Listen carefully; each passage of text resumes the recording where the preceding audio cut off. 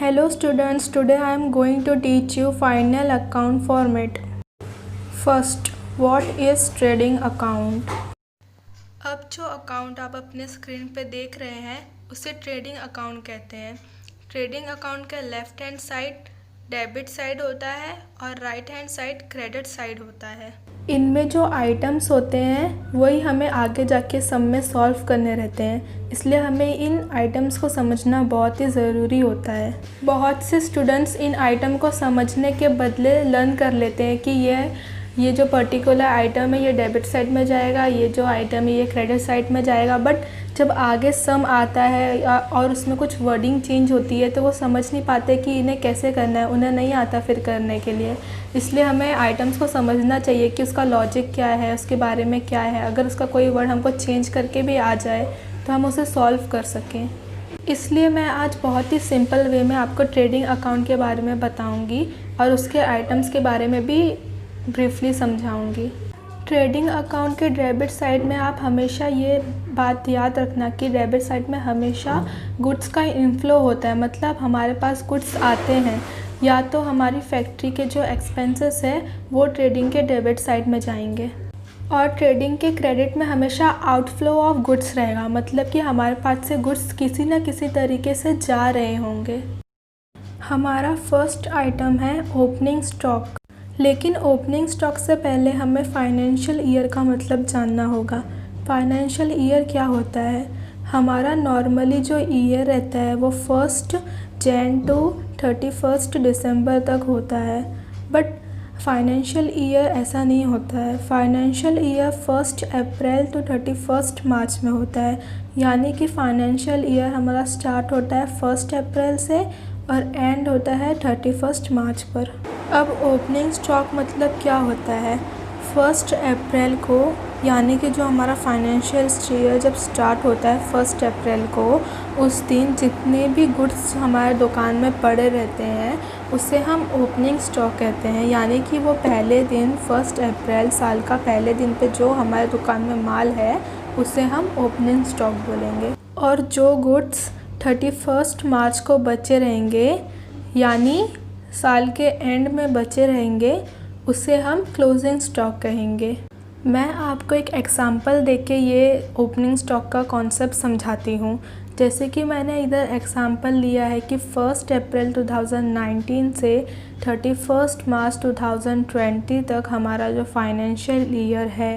इसके बाद मैंने एक एग्ज़ाम्पल ले लिया है कि 1 अप्रैल 2020 से 31 मार्च 2021 तक।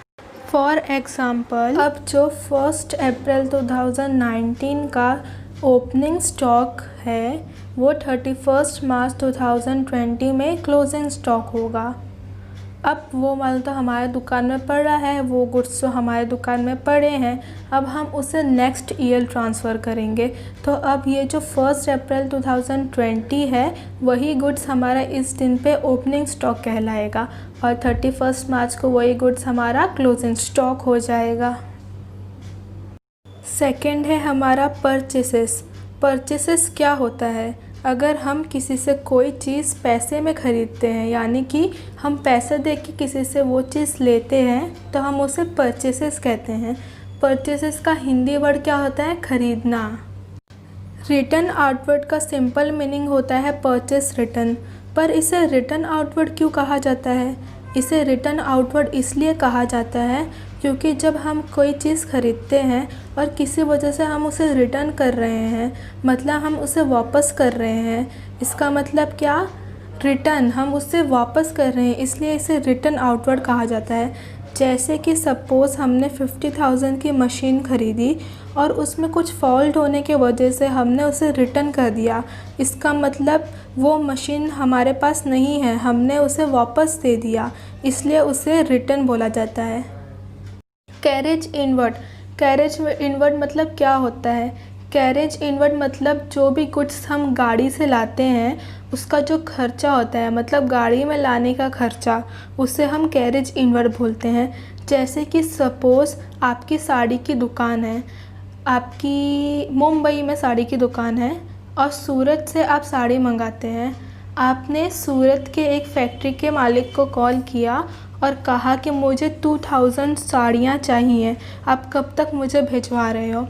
मालिक ने बोला ठीक है, आपको मिल तो जाएगा, पर डिलीवरी कहाँ करनी है। आपने बोला मुझे मुंबई में डिलीवरी करवानी है। तो वो वाले फैक्ट्री ने बोला, ओनर ने, कि हाँ ठीक है, आपकी डिलीवरी तो हो जाएगी, पर आपको उसके एक्स्ट्रा चार्जेस देने होंगे। मतलब आपको अलग से पैसे तो लगेंगे साड़ी के, बट आपको अलग से चार्जेस भी देने पड़ेंगे।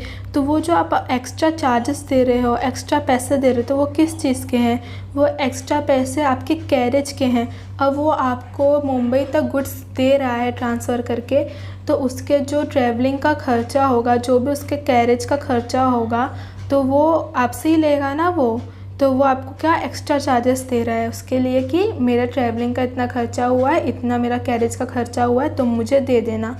तो वो आपको माल डिलीवर कर देगा, बट वो आपसे एक्स्ट्रा चार्जेस लेगा, और उसी एक्स्ट्रा चार्जेस को हम कैरेज इनवर्ड कहते हैं।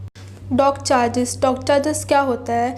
जब हम कोई भी गुड्स शिप के थ्रू दूसरे कंट्री में ट्रांसफ़र करते हैं, तो उसके जो भी चार्जेस रहते हैं उसे डॉक चार्जेस कहा जाता है।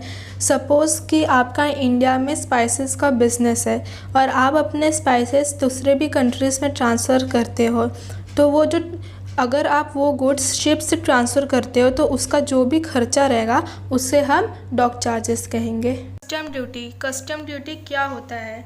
अगर हम कोई भी इम्पोर्टेंट या कोई भी स्पेशल चीज़ फ़ॉरेन से लेके अपने कंट्री में आए रहते हैं, तो हमको एयरपोर्ट पे कस्टम ड्यूटी वाले मिलते हैं, जो कि उस चीज़ पे कुछ पैसे पे करने को बोलते हैं हमको, और फिर बोलते हैं कि आप वो चीज़ लेके जा सकते हैं। अगर हम ऐसा नहीं करते तो आपको वो चीज़ लेके नहीं जाने दिया जाएगा। तो जो पैसा आप पे कर रहे हैं उसी को कस्टम ड्यूटी कहा जाता है। वेजेस क्या होती है? जब हम किसी कंपनी में काम करते हैं तो हमें जो पैसे मिलते हैं उसे सैलरी कहा जाता है, और जब कोई पर्सन किसी फैक्ट्री में काम करता है और उसे जो पैसे मिलते हैं उसे वेजेस कहा जाता है। कंपनी या फैक्ट्री में काम करने वाले पर्सन को पैसे ही मिलते हैं, पर नाम अलग अलग होता है। कंपनी में जो काम करता है उससे जो पैसे मिलते हैं उससे सैलरी बोलते हैं, और फैक्ट्री में जो काम करता है उसे जो पैसे मिलते हैं उसे वेजेस कहते हैं। इम्पोर्ट ड्यूटी होता क्या है? जब भी हम कोई चीज़ किसी दूसरे कंट्री से ख़रीद रहे हैं, यानी कि हम इंपोर्ट कर रहे हैं, तो हमें उस पर कुछ टैक्सेस देने पड़ते हैं। जैसे कि हम इंडिया के बिजनेसमैन हैं और हमें बाहर की कंट्री से कुछ इंपोर्ट करना है, तो हमको उस पर कुछ टैक्सेस देने पड़ेगी, तो उसी टैक्सेस को इंपोर्ट ड्यूटी कहा जाता है। ये टैक्स किस लिए दिया जाता है? ये टैक्स इसलिए दिया जाता है क्योंकि जब भी हम कोई चीज़ इंपोर्ट करते हैं तो हमारी कंट्री की जो भी जीडीपी है वो लो होती है, इसलिए हमें कुछ टैक्सेस देने पड़ते हैं। कोल गैस ये सब फैक्ट्री में बहुत ज़्यादा यूज़ होते हैं, और इससे ख़रीदने के लिए हमारे पैसे भी खर्च होते हैं। कोल मतलब कोयला होता है, तो ये सब कोल और गैस ख़रीदने को हमको जो पैसे जाते हैं, तो ये हमारा फैक्ट्री से रिलेटेड एक्सपेंसेस हो गया, इसलिए ये ट्रेडिंग अकाउंट में जाएगा। Motive power, oil, water. अब ऑयल और वाटर हमें तो मालूम है क्या होता है, पर मोटिव पावर क्या होता है? मोटिव पावर मतलब होता है इलेक्ट्रिसिटी। इलेक्ट्रिसिटी एक वो होती है जो हमारे घरों में यूज़ होती है, और एक इलेक्ट्रिसिटी वो होती है जो ट्रेन चलाने में यूज़ होती है। जो हमारे घर में यूज़ होती है वो बहुत ही कम वोल्ट की होती है, वो सिर्फ 200 वोल्ट की होती है, और जो ट्रेन को चलाने में इलेक्ट्रिसिटी यूज़ होती है वो 2685 वोल्ट की होती है। तो इतनी बड़ी इलेक्ट्रिसिटी कंज्यूम करता है ट्रेन, उसके लिए हाई पावर की इलेक्ट्रिसिटी चाहिए रहती है, जिसको मोटिव पावर बोलते हैं। और जो हमारे घर में यूज़ होती है वो सिर्फ 200 वोल्ट की होती है, बट ट्रेन को इतने लाइट्स रहती है, इतना फास्ट उसे चलना रहता है, तो उसके लिए इलेक्ट्रिसिटी ज़्यादा रिक्वायर्ड होती है, इसलिए वो हाई लेवल की इलेक्ट्रिसिटी होती है, इसलिए उसे मोटिव पावर कहते हैं। रॉयल्टी। अब रॉयल्टी मतलब क्या होता है, लेकिन हमें रॉयल्टी से पहले कॉपीराइट का मतलब समझना होगा। कॉपीराइट मतलब क्या होता है? कॉपीराइट मतलब ये होता है कि अगर आपने कोई चीज़ लिखी है, सपोज़ कोई बुक लिखी है और कोई और उसे कॉपी करता है, तो आप उसके ऊपर कॉपीराइट कर सकते हैं कि ये मेरा लिखा हुआ कंटेंट है और कोई इसे कॉपी कर रहा है, तो इससे वो आपका कंटेंट कॉपी नहीं कर पाएगा। हाँ, लेकिन अगर आपको कोई वो कंटेंट के ऊपर पैसे देता है, जैसे सपोज़ आपने बुक लिखी है इकोनॉमिक के ऊपर और किसी ने वो बुक पढ़ी और उसे वो बुक बहुत अच्छी लगी, वो आपके पास आया और आपसे आके बोला कि ये कंटेंट मुझे बहुत अच्छा लगा, मैं अपनी बुक पब्लिश करना चाहता हूँ, मैं हर बुक 100 रुपीज़ में बेचूँगा, उसमें आपको जितना आपको उसमें रॉयल्टी चाहिए आप मुझे बता दो।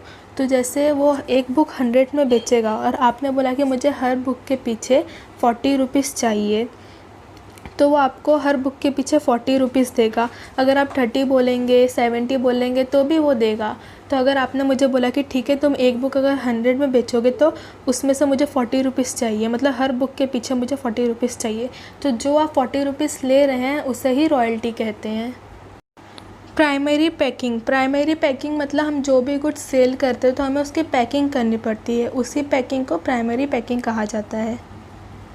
फैक्ट्री लाइटिंग मतलब क्या होता है? फैक्ट्री लाइटिंग मतलब अभी जैसे फैक्ट्री में बहुत सी मशीनें रहती हैं तो वो लाइट ज़्यादा कंज्यूम करती है, और हमारे घर में तो 1-2 बल्ब रहेंगे, फैंस रहते हैं, तो उतनी एनर्जी वो उतने लाइट नहीं कंजर्व करते। बट फैक्ट्री में तो इतनी बड़ी बड़ी मशीनें चलती है जिसकी वजह से फैक्ट्री को लाइट बहुत ज़्यादा रिक्वायर्ड होती है। तो वो जो लाइट है फैक्ट्री लाइट, वो हमारे फैक्ट्री की एक्सपेंसेस है, इसलिए वो ट्रेडिंग अकाउंट के डेबिट साइड में जाएगा। फैक्ट्री रेंट मतलब क्या? रेंट को हिंदी में भाड़ा कहा जाता है।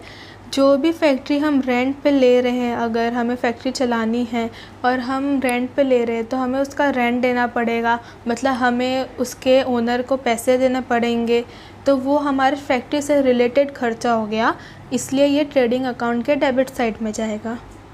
वर्क्स मैनेजर सैलरी मतलब हमारे फैक्ट्री में जो भी मैनेजर काम कर रहा है हमें उसे सैलरी देनी पड़ती है, इसीलिए उसका नाम है वर्क्स मैनेजर सैलरी। अब ये ट्रेडिंग अकाउंट के डेबिट साइड में क्यों आता है? ये ट्रेडिंग अकाउंट के डेबिट साइड में इसलिए आता है क्योंकि हमारे फैक्ट्री में से पैसे जा रहे हैं, ये हमारी एक्सपेंसेस हो रही है, इसलिए ये ट्रेडिंग अकाउंट के डेबिट साइड में आएगा। अब हम ट्रेडिंग अकाउंट के क्रेडिट साइड के बारे में देखेंगे। सेल्स मतलब क्या? जो भी चीज़ हम बेच रहे हैं और उसके बदले में हम पैसे ले रहे हैं तो उसे सेल्स कहते हैं। सेल्स को हिंदी में बेचना भी कहते हैं। रिटर्न इनवर्ड, अब रिटर्न इनवर्ड मतलब क्या होता है? रिटर्न इनवर्ड को सेल्स रिटर्न भी कहा जाता है। इसे रिटर्न इनवर्ड क्यों कहा जाता है? सपोज़ हमने किसी को बुक्स सेल्स की और वो कस्टमर ने हमें वो बुक्स डिफेक्ट होने के कारण हमें वापस दे दी, तो वो गुड्स हमारे पास रिटर्न आई, हमारे पास इन हुई, इसलिए उसे रिटर्न इनवर्ड्स कहा जाता है। गुड्स लॉस्ट बाय फायर, अब गुड्स लॉस्ट बाय फायर होता क्या है? सपोज़ आपकी साड़ी की दुकान है और आपकी दुकान में आग लग गई और साड़ियाँ जल गई। अब वो साड़ी आपकी किसी काम की नहीं है, अब उसका कोई यूज़ नहीं है, वो जल गई, मतलब अब वो गई, अब भले वो जल गई है लेकिन वो चले गई। अब आपके दुकान में आप थोड़ी रखेंगे वो जला हुआ माल, अब तो आप उसे फेंक देंगे। तो अब वो किसी भी रीज़न की वजह से गई बट आपकी दुकान से चले गई, इसलिए उसे ट्रेडिंग अकाउंट के क्रेडिट साइड में डालेंगे। मैंने आपको पहले ही बताया कि जो भी गुड्स का आउटफ्लो हो रहा है, जो भी गुड्स हमारे दुकान में से जा रहा है, हम उसे हमेशा ट्रेडिंग अकाउंट के क्रेडिट साइड में लिखेंगे। गुड्स लॉस्ट बाय थीफ, अब गुड्स लॉस्ट बाय थीफ होता क्या है? सपोज़ आपकी दुकान में चोर ने चोरी कर ली और आपका माल चोरी हो गया, अब वो गया, अब भले वो जल गया या चोर ने चोरी कर लिया बट आपके बिज़नेस में से तो चले गया, इसलिए वो ट्रेडिंग अकाउंट के क्रेडिट साइड में आएगा। Goods distributed as free sample, अब इसका मतलब क्या होता है? आपने बहुत बार देखा होगा कि कुछ लोग सर्फ एक्सेल्स या वॉशिंग पाउडर की कंपनियों से आते हैं और अपने छोटे छोटे पैकेट के वॉशिंग पाउडर्स बांटते हैं सबको और बोलते हैं कि हमारी कंपनी ने ये पर्टिकुलर नया वॉशिंग पाउडर लॉन्च किया है, आप इसे यूज़ करिए, अगर आपको अच्छा लगा तो ये बाकी के दुकानों में अवेलेबल है, आप इसे लीजिएगा। तो वो ऐसा क्यों करते हैं? वो इसलिए ऐसा करते हैं कि ताकि उनकी सेल्स बढ़े, उनका एडवर्टाइजमेंट हो, तो वो गुड्स भी आपके इधर से जा रहे हैं, इसलिए उसे भी ट्रेडिंग अकाउंट के क्रेडिट साइड में लिखेंगे। Goods withdrawn bye proprietor for his personal use. अब हमें प्रोप्राइटर का मतलब जानना पड़ेगा। प्रोप्राइटर मतलब वो जिसका बिजनेस है, सिंपली मीनिंग में आप उसे ओनर भी बोल सकते हैं। तो अब ये कॉन्सेप्ट का मीनिंग क्या है, मतलब अगर कोई प्रोप्राइटर अपने बिज़नेस में से गुड्स निकाल रहा है अपने पर्सनल यूज़ के लिए, तो वो भी गुड्स तो उसके बिज़नेस में से जा रहे हैं, भले वो अपने पर्सनल यूज़ के लिए ही ले रहा है, तो ये भी हमारे बिज़नेस में से जा रहे हैं, इसलिए ये एंट्री भी हमारे ट्रेडिंग अकाउंट की क्रेडिट साइड में आएगी। तो स्टूडेंट्स, आज हमने ट्रेडिंग अकाउंट का फॉर्मेट पढ़ा। आप इसे अच्छे से पढ़िएगा, इसे बार बार देखिएगा। आई होप आपको ये लेक्चर समझ में आया होगा। Thank you.